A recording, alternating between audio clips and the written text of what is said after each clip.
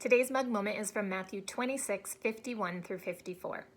But one of the men with Jesus pulled out his sword and struck the high priest's slave, slashing off his ear. "Put away your sword," Jesus told them. "Those who use the sword will die by the sword. Don't you realize I could ask my Father for thousands of angels to protect us, and he would send them instantly? But if I did, how would the scriptures be fulfilled that describe what must happen now?"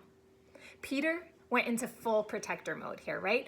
The soldiers come to arrest Jesus, and Peter is willing to die. He is willing to fight to the death to protect his friend, his master, his teacher. But he didn't see the bigger picture, right? He didn't understand what God was doing and why this needed to happen.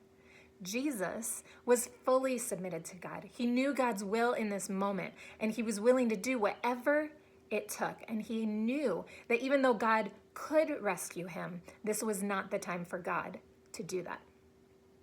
If you've ever been attacked for doing right and chosen to live in obedience, you know that it's hard to hold your tongue.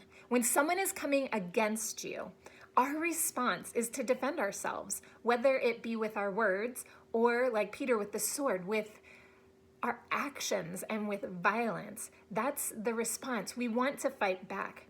But Jesus says those who live by the sword die by the sword. Instead, we need to live submitted lives. We need to listen to God. We need to know when it's time to be silent and when it's time to be a peacemaker. In the Beatitudes, it says, "Blessed are the peacemakers," not "blessed are the fighters." Rarely in the kingdom are we called to fight. More often, we're called to be still, to be silent, and to let God fight the battle for us. So today, as you pray for submission and the ability to rest even when others want to fight. The Lord will fight for you. You need only to be still.